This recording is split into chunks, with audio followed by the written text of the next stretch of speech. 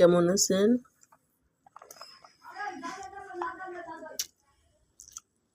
আশা করি সবাই ভালো আছেন। দুপুরে আমার খাইতে খাইতে দেরি হয়ে গেছে, জামাইটা এখনো আসে নাই, তাই আমি খাই ফেলাচ্ছি।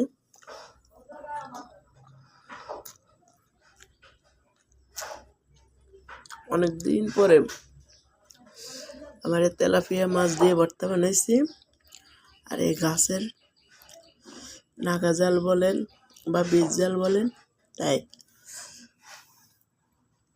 আর পাতলা ডাল রান্না করেছি, আগের দিনের তরকারি তাই দিয়ে খাচ্ছি। আপনারা দুপুরে খাবার কি দিয়ে খাচ্ছেন আমাকে জানাবেন।